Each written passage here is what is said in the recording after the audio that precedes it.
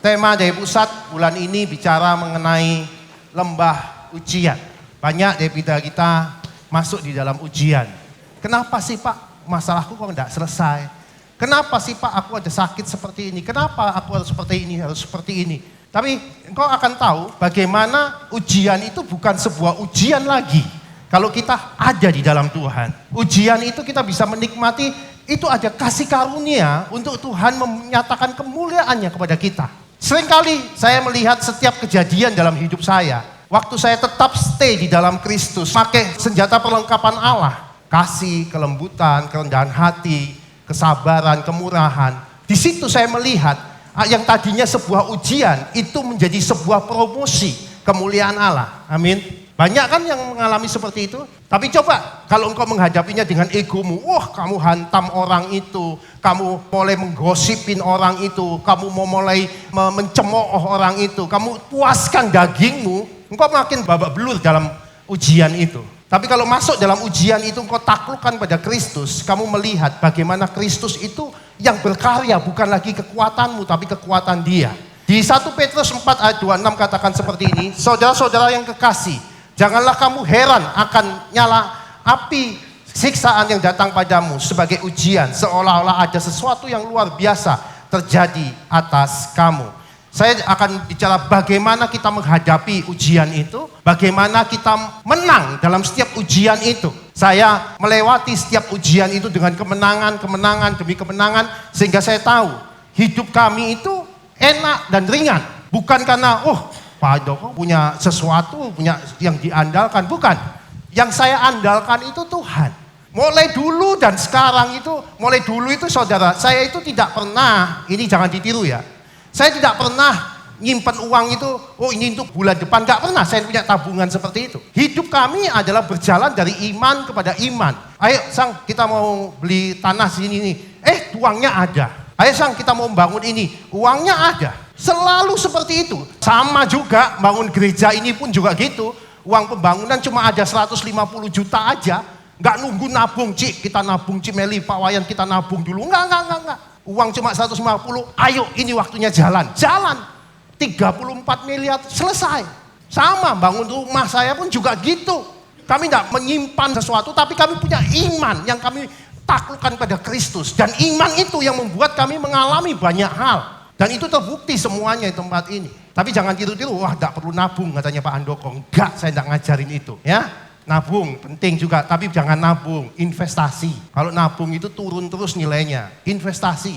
Terus next, ingat waktu kamu ada dalam ujian, iblis itu selalu mengulang-ulang hal yang sama dalam hidup kita ini. Caranya iblis itu sama aja, dia suka menebarkan gosip. Isu, ada perang, ada pemadaman listrik, ada gempa, ada bencana, bagai kabar buruk. Apa itu Pak pasti terjadi? Belum tentu.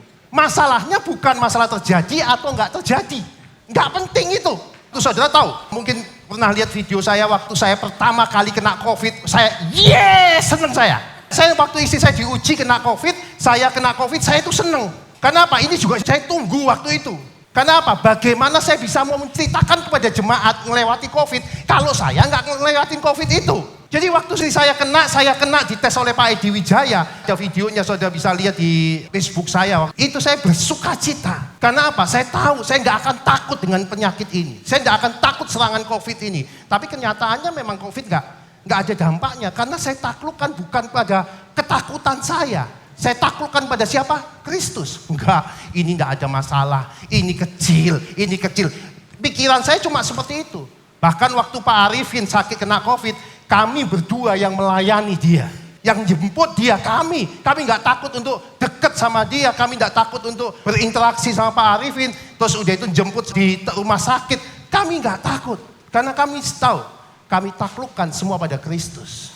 Dan akhirnya ya kami melewati dengan sukacita. Jadi masalahnya bukan itu akan terjadi, nggak terjadi itu nggak penting. Mau kiamat besok, mau akhir zaman besok nggak penting. Yang penting sekarang sudah ada di dalam Dia atau enggak. Amin. Jadi yang penting itu nggak usah, belajar Pak, akhir zaman. Biarpun akhir zaman besok atau 2-3 jam itu nggak penting. Yang penting saudara sudah dijamin nggak? Amin. Itu yang paling penting buat saya. Dan itu yang membuat saya damai sejahtera dan sukacita. Nggak takut menghadapi mau lampu mati, mau gempa. Saya ada di dalam Dia. Amin. Nah itu hidup tanpa kekhawatiran. Nah satu saudara, medan pertempuran kita itu di sini loh sebenarnya. Medan pertempuran kita itu bukan gini, wah ayo doa pagi dulu, wah ayo pelayanan, ayo ini bukan. Medan pertempuranmu itu di pikiranmu. Kau ikut kehendak egomu atau kau ikutin kehendak Kristus. Itu pertempurannya ada di sini, gak ada yang lain. Next, pola musuh tidak pernah berubah, ia selalu menyerang mental dan jiwa. Jiwa di situ ada pikiran dan perasaan. Yang diserang daripada musuh adalah pikiran dan perasaan kita. Goliat sebelum bertempur mau menyerang bangsa Israel, dia cuma ngomong, kamu anak kecil, cuma ngomong aja. Betul? Goliat itu cuma menabur isu. Sampai apa? Mentalnya bangsa Israel down. Betul? Akhirnya apa? Waktu mentalnya down, jiwanya, imannya nggak bisa ngapa-ngapain. Karena sudah ketakutan dulu. Aduh COVID ya, aduh nanti 2026 masalah, aduh ini kerjaanku ini, aduh saudara lihat YouTube, saudara lihat media sosial, saudara lihat itu Goliat tuh di situ. Isu-isu yang kamu takutkan, amin. Dan kamu percayai lebih daripada firman-Nya, kan aneh.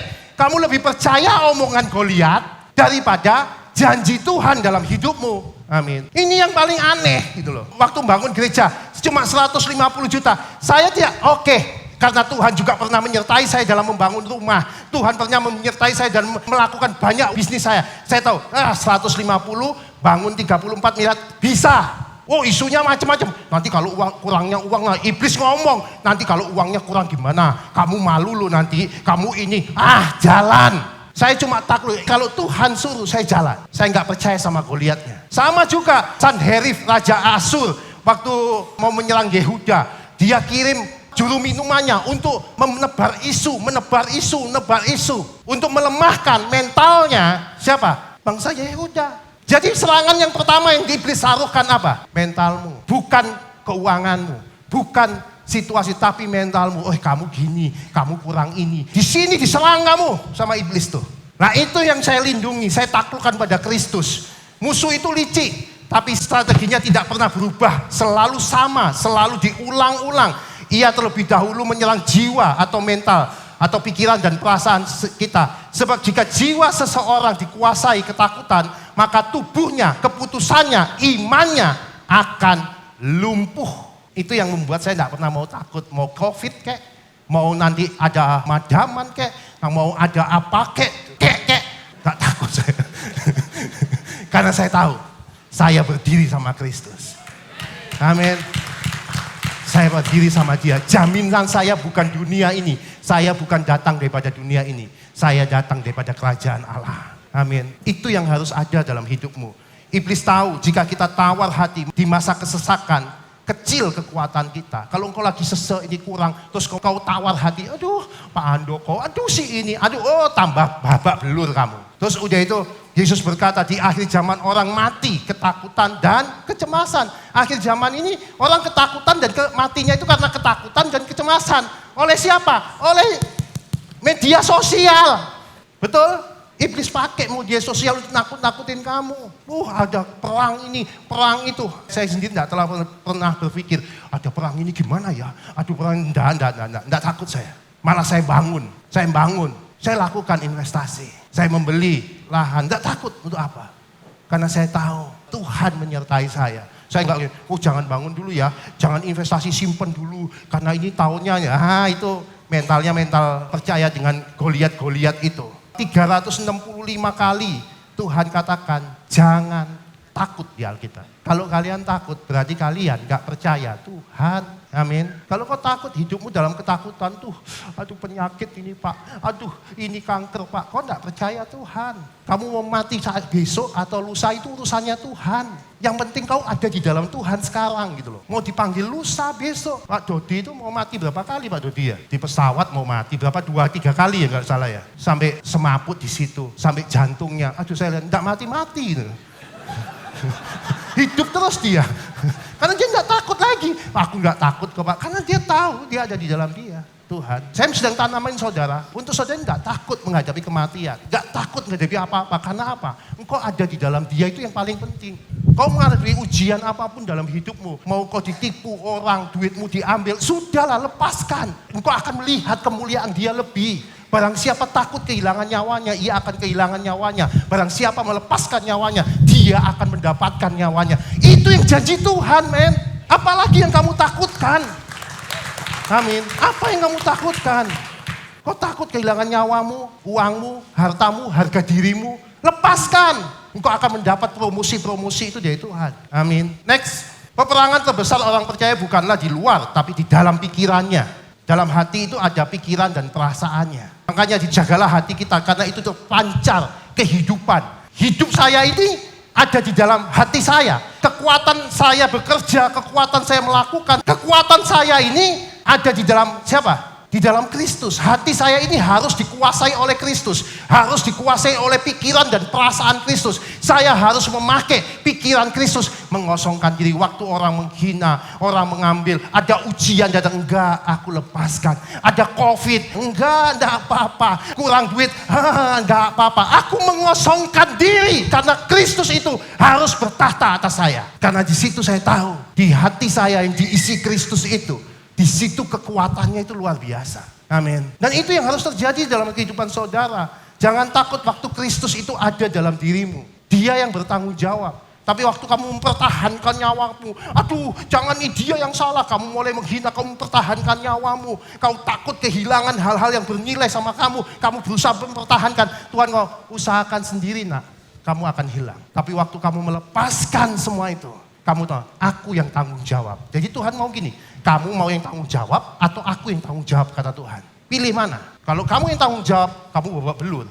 Tapi kalau Tuhan yang tanggung jawab, Tuhan akan gantikan berlipat-lipat kali ganda. 30, 60, 100 kali ganda. Amin. Itu ukurannya Tuhan. Kalau kamu pertahankan, dapat satu kamu pertahankan, ya cuma satu. Tapi kalau yang Tuhan pertahanin, yang satu ini kamu lepaskan, 30, 60, 100 kali ganda. Enak kan? Saudara, ya apa sih cara ngitungmu? Bingung aku juga. Satu, saudara perjuangin, sampai kepahitan, sampai jengkel, sampai ke pengadilan. Satu dipertahankan. Kalau saya lepaskan, saya dapat 30. Masa satu dibanding 30, saudara pilih yang satu sampai kepahitan. Amin. Hai saudara, 2026, kau harus lepaskan itu. Peperanganmu itu di sini. Bukan, siapa, dalam nama Yesus aku tolak, aku patahkan. Perang-perangan kayak gitu, tapi pikirannya aku takut. Aduh ya apa. Nah ini loh, gitu loh. Ngerti ya? Jangan ke ritualnya, tapi di sini kamu stay dengan Tuhan. Amin. Next, iblis memakai pikiran dan perasaan kita sebagai benteng. Sebab saat pikiran dan perasaan kita ditaklukkan, maka kita akan mengikutinya dan memperbudak dan melalui kehendak daging kita. Iblis selalu memakai pikiran kita itu sebagai kubu. Kubu-kubu ini, nah ini sampai dia ngomong seperti ini. 3 dan 6 itu bicara mengenai benteng-benteng. Saya baca garisi aja ya. Kami mematahkan setiap siasat orang, merubuhkan setiap kubu yang dibangun oleh keangkuhan manusia untuk mengenal pengenalan akan Allah. Jadi pikiran kita itu, ngapain kamu ngampuni? Ngapain? Itu hakmu, itu kubu, itu benteng itu. Untuk apa? Jadi penghalang engkau mengenal Jehovah Rafa, Jehovah Rai. Kejutan-kejutan Tuhan itu ada. Jadi kamu harus hancurkan kubu itu, benteng itu. Amin. Jadi keangkuhanmu itu kubu benteng. Untuk menghalangi pengenalan akan Tuhan dalam hidupmu. Kalau keangkuhanmu itu kau pertahankan, maka engkau tidak akan bisa melihat, mengenal Tuhan yang begitu baik dalam hidupmu. Kau cuma mengenal Tuhan kata Pak Pendeta. Kau cuma mengenal Tuhan kata Alkitab. Kau cuma mengenal Tuhan kata buku. Engkau tidak mengalami Tuhan yang hidup di dalam kamu. Karena apa? Kubu, benteng, keangkuhanmu yang menjadi penghalang utama pengenalan akan Allah. Pola pikir lama, luka batin, ketakutan, logika dunia, identitas palsu. Identitas palsu itu, enggak ini hakku. Identitas asli kita itu Kristus. Kasih, kelembutan, itu identitas Kristus. Tapi identitas palsu, ego kita. Kamu nyentuh aku ya, kamu enggak tahu aku ya. Orang aja lupa kan dirinya, enggak tahu aku ya. Dia aja enggak tahu dirinya kok. Orang lain suruh kenal. Amin. Ayo saudara. Hari-hari ini apapun masalahmu, taklukkan pada Kristus. Jangan mengasihi diri sendiri, jangan menyalahkan GKM-mu, istrimu, anakmu, kerjaan, situasi, keadaan, ekonomi, COVID. Nggak usah mikir-mikir itu. Saya percaya, waktu kau lepaskan itu di dalam Kristus, kau lihat benih itu kecil, tapi dia akan bertumbuh jadi pohon. Apa yang kau lepaskan, kau ampuni, kau relakan itu. Seperti biji sesawi yang ditanam, dia akan bertumbuh menjadi pohon. Seperti ragi yang dicampur ke adonan, dia akan mengembang 30, 40, 100 kali ganda.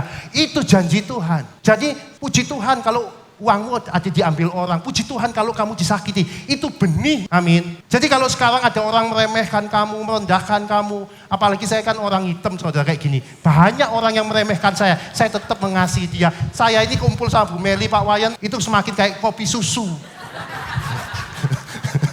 Banyak hal-hal kayak gitu. Tapi saya tahu, saya tetap berbuat baik. Di situ saya melihat Tuhannya. Amin. Orang boleh meremehkan kita, nggak apa-apa. Tapi kita tahu ada dalam Tuhan. Amin. Ngapain kau harus bertahan? Kok ngeremehin aku ya? Awas kamu tak hantam. Itu rugi. Amin. 1 Korintus 2 ayat 16 kata, tapi kami memiliki pikiran Kristus. Filipi 2 ayat 5. Hendaklah pikiran dan perasaan yang terdapat dalam Kristus Yesus ada di dalam kamu. Pikiran dan perasaan Kristus itu adalah kau selalu mengosongkan diri. Apapun yang terjadi, belajar untuk mengosongkan dirimu. Itu rajamu, itu Tuhanmu. Saya ulang. Pikiran dan perasaan Kristus di dalam kamu, yang memerintah dalam kamu, itu adalah rajamu, itu adalah Tuhanmu. Jadi kalau engkau sebagai anak Tuhan terus egois, merasa menang sendiri, kau hantam, kau bukan anak Tuhan. Rajamu itu siapa? Egomu. Biarpun kamu Kristen, biarpun kamu pelayanan, biarpun kamu sudah khotbah di mimbar, tapi kalau egomu sama kamu turutin, ya Tuhanmu itu egomu. Tapi waktu engkau dihina, direndahkan, waktu kau masuk dalam ujian, tapi kau mengosongkan dirimu, itu Tuhanmu, men. Jadi Tuhan kita siapa? Bukan karena kita KTP-nya Kristen, bukan. Tuhan kita siapa? Dilihat pada waktu kamu ditekan. Siapa yang kamu turutin? Siapa yang kamu laksanakan perintahnya? Pribadi Kristus yang selalu mengosongkan diri atau egomu? Amin. Bagaimana Yesus berpikir, berespon, dan melihat Bapa dan dunia harus menjadi cara kita berpikir, berespon, dan cara kita memandang Bapa. Waktu ada masalah, masalah menyakitkan. Kalau Kristus, apa yang dihadapi? Oh, lepaskan. Oh, ampuni. Oh, merendahkan diri. Oh, minta maaf. Itu yang harus dilakukan. Kemarin ada satu orang telepon saya, Pak, saya menghadapi masalah seperti ini, Pak. Saya punya tang segini. Saya cuma disuruh bayar 10% aja. Tapi 10% saya enggak punya, Pak. Diskon itu 90% utang saya suruh bayar cuma 10%. Apa yang saya harus lakukan? Ada dananya enggak? Enggak ada, Pak, saya. Stay, tetap ngosongin diri. Kalau datang itu dari Tuhan, kamu akan diselesaikan. Bukan tambah utang lagi. Saya bisa bantu kamu, tapi itu cara manusia. Tapi aku mau melihat Tuhan yang beracara sama kamu. Iya, dan kalau datang dari Tuhan, pasti itu diselesaikan juga semuanya. Diadakan dana itu. Bukan tambah gak diadakan. Itu cara-cara Tuhan. Kau belajar tuh mengosongkan diri. Dagingnya dia, oh aku harus pinjam sana. Dagingnya dia, oh aku harus dapat ini. Dia berusaha dengan dagingnya. Bukan berusaha dengan apa yang Tuhan taruhkan. Saya kembalikan dengan caranya Tuhan. Saya juga ingin lihat karyanya Tuhan melalui dia. Saya mau melihat, mau enggak dia mentaati itu. Atau dia mau ngikutin dagingnya. Tapi puji Tuhan, anaknya belajar mentaati. Dan saya akan melihat bagaimana Tuhan beracara. Saya ngelewatin kayak gitu itu berkali-kali, saudara. 10 tahun yang lalu. Saya itu ada tagihan. Jam 2 siang, ada telepon dari bank. Saya itu kurang 1 hari, itu kurang 100 juta waktu itu. Saya harus store sekitar kurang lebih 100 juta. Terus singkat cerita, kita tidak ada duit nih. Saya ngomong isi saya, Sang, nanti jam 2 ini ada dana segini, tapi aku tidak ada duit. Ya Pak, ya yuk kita ke Ubud aja, ke Bebek Bengil. Mulai makan di Ubud itu jam 9, jam 10. Kita cuma ngobrol, hati ke hati, menyelesaikan dari hati ke hati. Pegawai saya nyuruh, Pak ada uang masuk, Pak ada uang masuk. Selesai. Belajar untuk mengosongkan diri. Itu berkali-kali. Saya pakai pikiran Kristus itu berkali-kali dalam hidup kami dalam bisnis. Kristus itu senjata yang luar biasa. Saya enggak bingung, ayo doa ya Tuhan, bantu Tuhan, keluarkan uang surga, jebol Tuhan, jebol Tuhan, jebol. Enggak bisa. Emang langit bisa bocor. Enggak bisa. Saya cuma memurnikan hati, sepakat sama istri, saling mengoreksi, menyatukan hati. Kalau di Bebek Bengil itu bisa 3-4 jam kami ngomong tahun itu. Kita ngomong berdua, menyelesaikan dari hati, ada telepon, uang masuk, selesai. Sama waktu pembangunan gereja juga kayak gitu. Waktu ada kurang dana, udah jalan sama Tuhan, oke kita lepaskan. Tuhan gimana ini?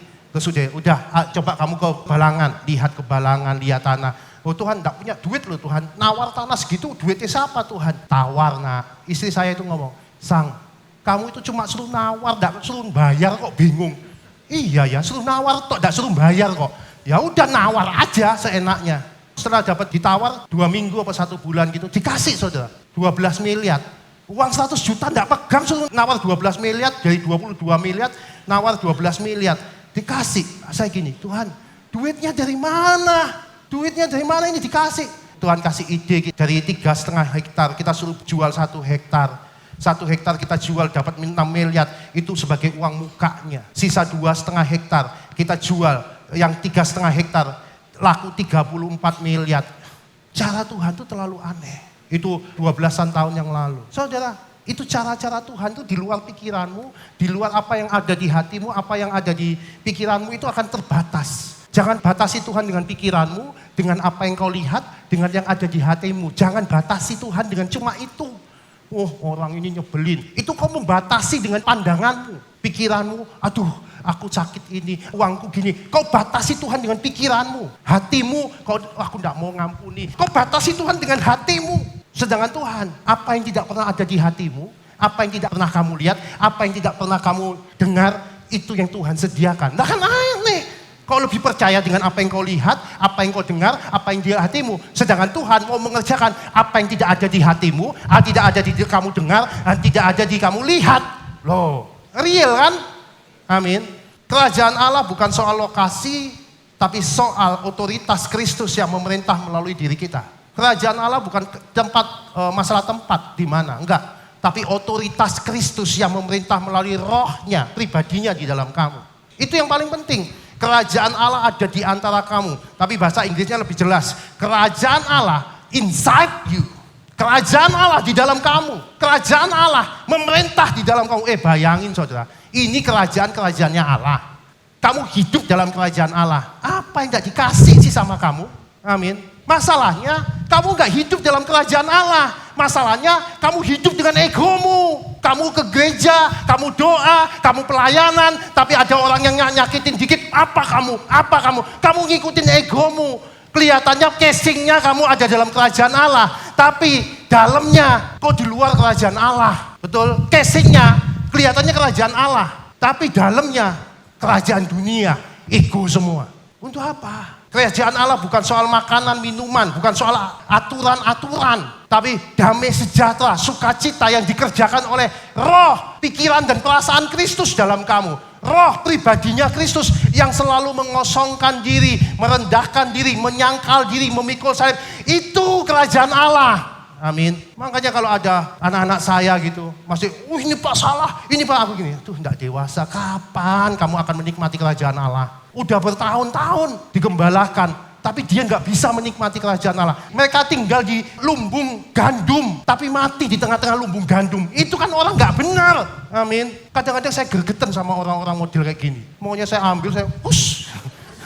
Tapi kan Tuhan nggak suruh gitu. Nah, apa nak, sabar. Itu melatih kamu nak, sabar nak. Aduh ya udah. Makanya saya punya prinsip, orang berubah nggak masalah. Yang penting saya berubah. Itu kan prinsip yang saya harus anut sekarang. Jadi saya nggak mau jengkel itu sama orang-orang nggak berubah, nggak apa-apa.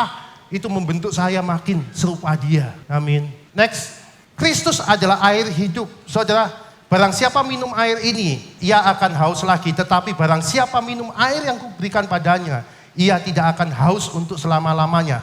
Sebaiknya air yang kuberikan padanya akan menjadi mata air dalam dirinya yang terus-terus memancar sampai pada kehidupan. Janji Tuhan waktu kau minum air itu, waktu kau hidup dipimpin oleh roh menjadi satu dengan Kristus, ada aliran air hidup dalam dirimu men. Dalam situasi masalah apapun yang kau hadapi, ada air hidup. Kau gak perlu lagi cari air, tapi di dalam dirimu ada air hidup yang memuaskan kamu. Amin. Bagi saya itu Kristus itu airnya. Waktu saudara minum air ini menjadi satu dengan tubuh kita. Setuju? Menjadi kekuatan buat kita. Itu airnya. Hukum Taurat itu penuntun. Hukum-hukum yang ada itu rambu-rambu. Ngerti ya maksud saya? Belok kanan ada rambu, belok kiri itu rambu-rambu. Rambu-rambu ini yang membuat kamu sampai kepada Kristus. Setuju? Tapi bukan goalnya itu bukan rambu-rambunya. Saudara, ada rambu-rambu. Pokoknya aku ada di rambu-rambu ini. Ngapain kamu berdiri di rambu-rambu itu? Wah, aku taat kayak ahli Taurat, mentaati seperti hukum-hukum ahli Taurat itu. Tapi nggak sampai ke Kristus. Untuk apa? Amin. Jadi hukum Taurat, aturan-aturan itu hanya penuntun sampai Kristus itu muncul dalam dirimu. Waktu engkau sudah bertumbuh dewasa, hidupmu penuh kelembutan, gak usah ada hukum lagi dalam dirimu. Kamu akan mentaati itu sendiri. Amin. Waktu kamu berubah dewasa, kamu tidak hidup di bawah hukum itu sendiri pasti. Kenapa? Hukum itu sudah ada di dalam dirimu. Amin. Kamu ditaruh di Nusa Dua, ditaruh di Lembah Pujian, ditaruh di GPIB, ditaruh di gereja mana aja.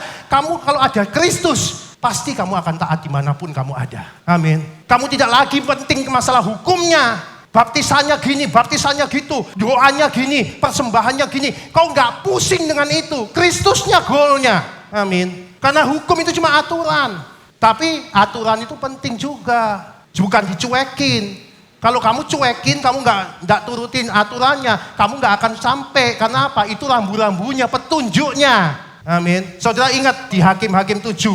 Itu waktu umatnya disuruh minum, ayo. Waktu itu Gideon dengan prajuritnya 15.000 mau menyerang musuhnya. Tapi Tuhan, terlalu banyak. Dikurangin, tinggal separuh. Masih terlalu banyak. Aku perlu cuma 300 untuk ngalahkan bangsa Median. Duh ya apa ya? Udah, suruh minum mereka. Mereka minum. Ada yang minum langsung dari airnya langsung kayak anjing gitu. Ada yang minum melalui tangan, sopan. Yang dipilih apa? Bukan yang kayak anjing minumnya, tapi yang sopan. Dia yang tahu aturan. Tuhan juga pakai aturan itu untuk sampai pada tujuannya. Kalau kau liar kayak anjing, nggak bisa. Minumnya kayak anjing kayak ini. Bukan saya lo ngomong Alkitab lo ada ini. Saya nggak ngomong gitu. Itu Alkitab lo ngomong. Aisyah, kau harus sopan dimanapun Tuhan taruhkan. Karena Tuhan pakai itu semua. Amin. Next, perbedaan Ishak dan Ismail. Ishak itu ada karena Allah berfirman dan kemudian Allah bertindak. Tidak ada strategi manusia, tidak ada jalan pintas, hanya janji Tuhan yang terpenuhi. Betul? Ismail itu ada bukan karena manusia berusaha mengada-ngadakan. Enggak. Tapi Ismail itu ada, tidak ada strategi manusia. Dia muncul waktu Abraham sama Sarah. Nunggu aja.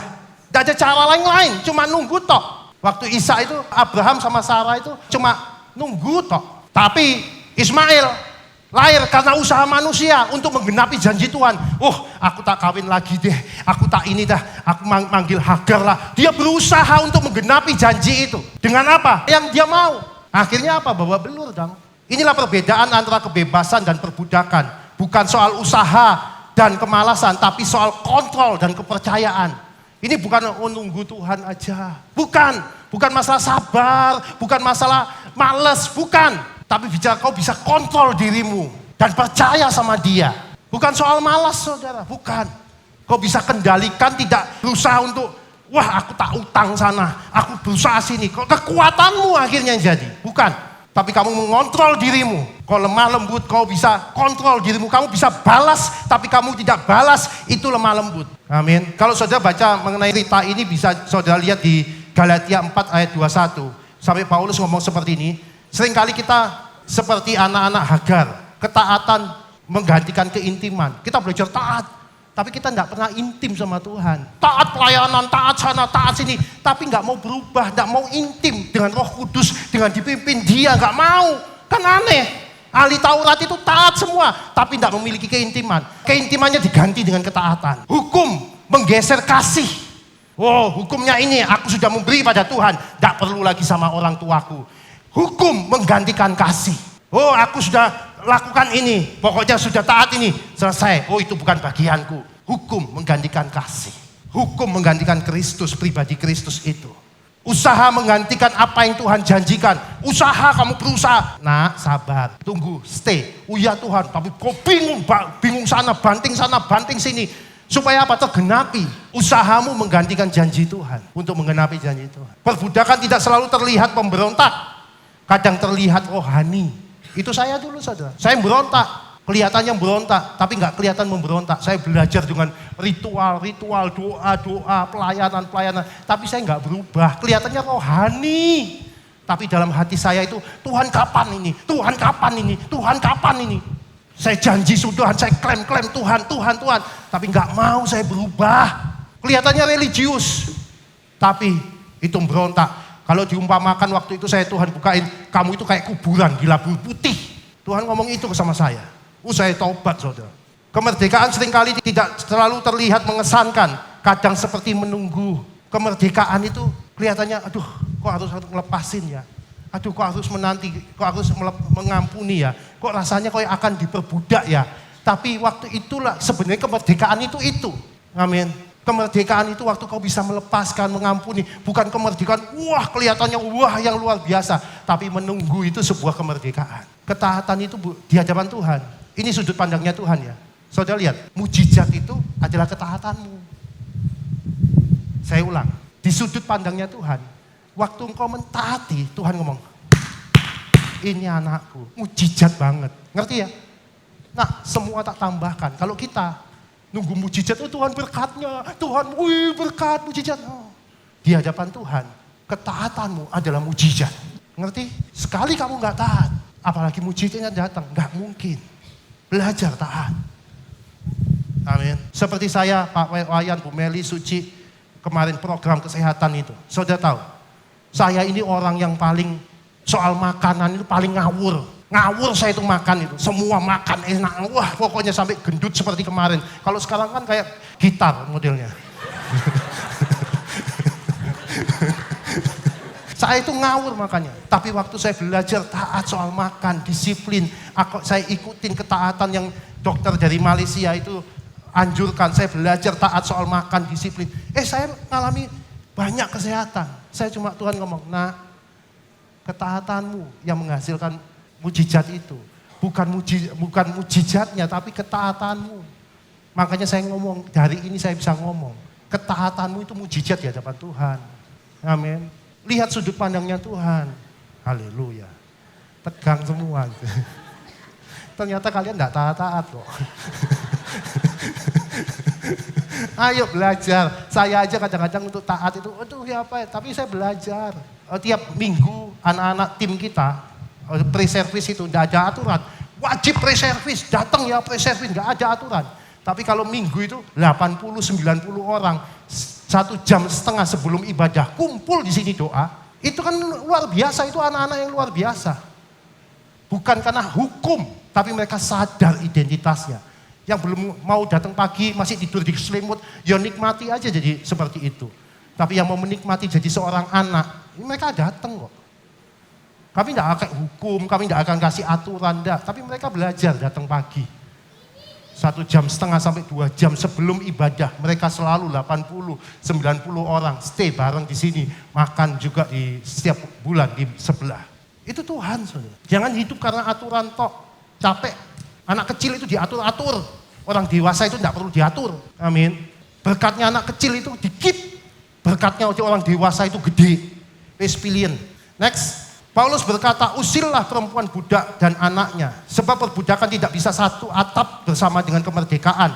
Kebenaran berdasarkan hukum tidak bisa berdampingan dengan kebenaran berdasarkan kasih karunia. Kita tidak dapat hidup sebagai anak perjanjian sambil mengukur nilai-nilai diri kita berdasarkan prestasi. Seperti seorang budak, aku lakukan mujizat, aku udah perpuluhan, aku udah nabur. Itu kan anak kecil. Ini bukan soal aturan, Pak.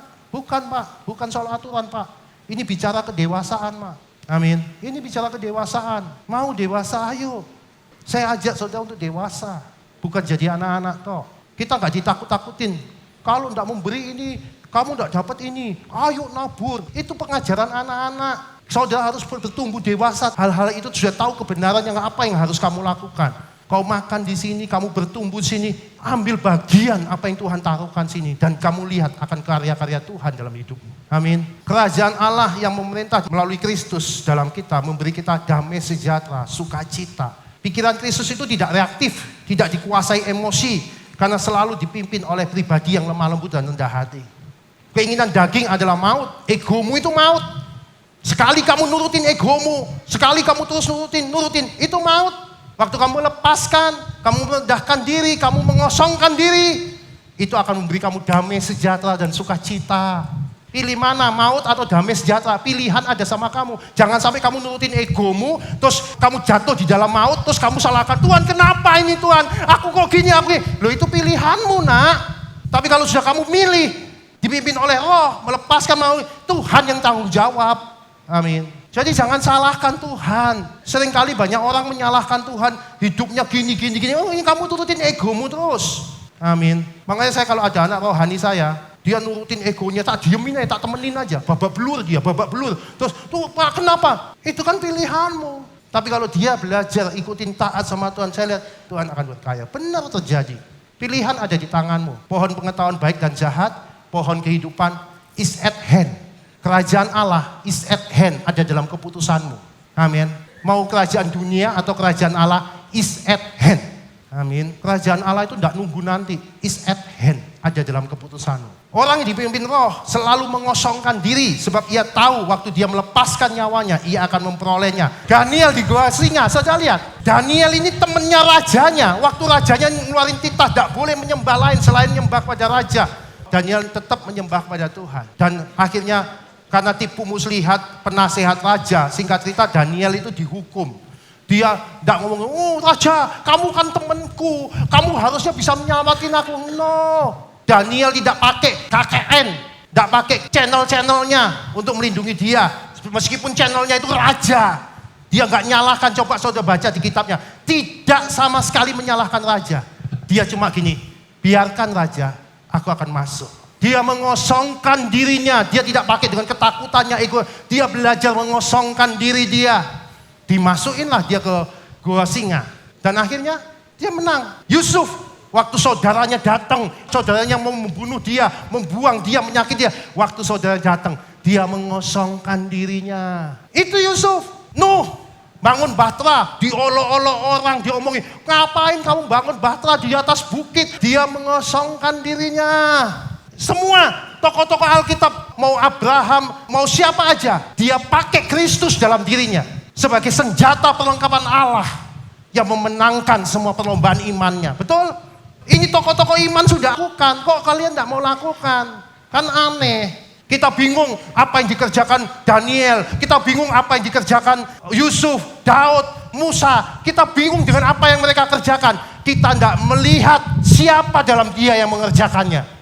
Perhatikan siapa dalam mereka yang mengerjakan, yaitu Kristus itu yang kamu harus lihat. Maka kamu tidak akan bingung dengan apa yang mereka kerjakan. Karena kamu tahu kekuatannya bukan mereka, kekuatannya Allah dalam mereka. Amin. Seringkali Tuhan tidak menjauhkan kita dari masalah.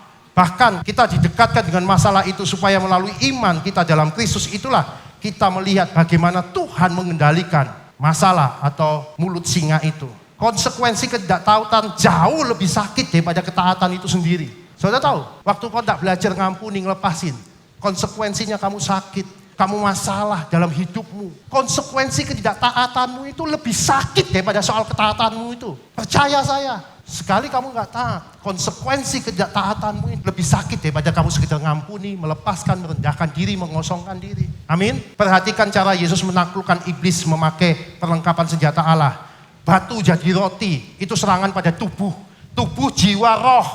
Tiga-tiganya lengkap serangannya iblis. Tapi Yesus apa yang dia lakukan? Dia mengosongkan dirinya. Dia tidak, batu ini jadi roti. Iya, aku bisa. Identitasnya diserang. Wih, enggak. Dia tetap mengosongkan diri. Yesus pakai pikiran ke Allah, pikiran Kristus dalam dirinya. Akhirnya apa? Dia selalu memenangkan peperangannya. Di padang gurun dia menang. Yesus jatuhkan dirimu hubungan bait Allah. Adalah serangan pada jiwanya, kesombongan rohaninya, pembuktian dirinya. Aku bisa, tapi dia mengosongkan dirinya. Menyembah iblis, iblis tunjukkan kemuliaan dunia. Tapi dia apa? Dia mau merendahkan diri, serangan kepada otoritas Allah. Saudara lihat, senjatanya Yesus adalah selalu mengosongkan diri. Kita pakai dong, amin. Menyembah bukan soal aturan atau cara ritual. Sebab jika hanya itu anak kecil atau robot, kalau cuma aturan tok, robot aja bisa kok, betul? Kerajaan Allah, penyembahan cuma aturan, cara ibadah. Robot aja diprogram, akan taat. Masalahnya kamu bukan robot. Tuhan mau kamu dipakai untuk kemuliaan dia. Amin. Pribadi Kristus yang hidup memerintah dalam kita adalah manifestasi nyata kerajaan Allah di bumi seperti di surga. Cara Kristus berpikir, cara Kristus merasakan, cara Kristus bertindak melalui diri kita.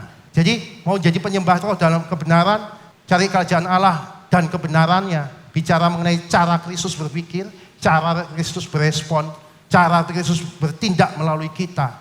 Itu yang penting. Kalau kamu nggak punya cara-cara ini, kamu nggak mungkin menemukan kerajaan Allah. Percaya saya. Kau bingung dengan banyak pelayanan, seminar sana, seminar sini, seminar sana, ikut pengajaran pendidikan sana, pendidikan sini. Tanpa kau hidup di dalam kerajaan Allah, kau nggak bisa mengenal kerajaan Allah. Next, kamu mengetahui kebenaran dan kebenaran itu akan memerdekakan kamu. Kebenaran yang kamu ketahui saja yang akan memerdekakan kamu. Ginosko itu bukan cuma tahu, tapi kenal. Hubungan intim, berhubungan terus, hidup dalam kebenaran itu. Nah, kebenaran yang menyatu dengan kamu, yang ginosko sama kamu itu akan memerdekakan kamu. Jadi bukan kebenaran yang kamu dengar sekarang, oh kebenaran ini, itu tidak akan memerdekakan. Yang memerdekakan itu kebenaran yang hidup dalam kamu, itu memerdekakan kamu. Amin. Jadi kalau kamu nggak hidupi kebenaran, cuma tahu aja kata buku, kata pendidik sini, pendidik sana, YouTube sini, nggak akan memerdekakan kamu. Sehebat apapun pengetahuanmu S3, S4, S-tong-tong, tetap gak akan memerdekakan kamu. Ngerti maksud saya? Yang memerdekakan kamu adalah kebenaran yang hidup di dalam kamu. Amin. Sebab sekalipun kamu punya beribu-ribu pendidik dalam Kristus, kamu tidak mempunyai banyak bapa. Karena akulah di dalam Kristus yang telah menjadi bapamu oleh Injil yang kuberitakan padamu. Biarpun kamu punya pendidikan, biarpun kamu punya nonton YouTube sana, YouTube sini, kamu cuma satu punya bapak. Di tempat di mana kamu ditaruhkan di tempat ini. Amin. Dengarkan, lakukan, dan itu akan hidup melalui kamu. Jangan bingung dengan diajar sana, diajar sini. Dengarkan, hidup nikmati seperti saya menikmati. Amin. Jangan tertipu dengan banyak pengajaran. Fokus dengan apa yang Tuhan taruhkan. Penyembahan bukan soal nyanyian atau pujian. Sebab penyembahan tidak lahir dari lagu, tapi lahir dari hubungan. Hubungan lahir dari pengenalan. Pengenalan lahir dari pengajaran. Karena itu ajaran dan pengajar itu penting. Sebab jika salah memilih pengajar, maka ajaran yang kita terima juga salah. Jadi carilah pengajar yang mengenal dan memiliki hubungan. Lihat dari buahnya.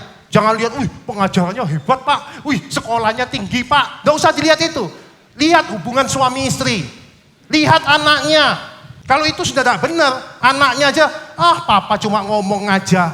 Terus anaknya bilang, aku gak mau hidup seperti papa. Loh apa yang dilihat anaknya? Amin. Saya tidak pernah dorong Gasio, kamu harus jadi pendeta. Ya, saya tidak pernah nyuruh gitu. Sampai dia ngomong seperti ini, aku mau jadi pendeta. Itu omongannya Gasio. Saya jangan jadi pendeta, cari yang lain. Enggak, aku mau jadi pendeta. Enak jadi pendeta kayak papa. Karena dia lihat kehidupannya. Tapi saya nggak pernah dorong-dorong, kamu jadi ini ayat. Oh enggak pernah saudara, sorry saya nggak pernah itu. Dia lihat teladan Kristus melalui hidup kami, cukup itu buat dia. Amin. Bagaimana hubungan saya sama istri, bagaimana hubungan saya sama pembantu, sama orang-orang sekitar rumah kita, sama karyawan, istri, anak saya lihat. Next, battlefield bicara mengenai medan peperangan di pikiran, itu bukan soal apa yang paling kuat dan siapa yang paling senior dalam melayani, tapi siapa yang memerintah dalam kamu. Medan peperangan itu bukan siapa yang paling dewasa, paling rohani, paling banyak melayani, enggak. Tapi dalam setiap kehidupanmu, siapa yang memerintah engkau, itu penting. Karena banyak orang berseru-seru, Tuhan aku lakukan mujizat, aku usir setan, aku bernubuat. Enyah kau pembuat kejahatan. Karena apa? Yang memerintah bukan Kristus, yang memerintah egonya, yang bertopengkan pelayanan. Amin. Tuhan Yesus memberkati.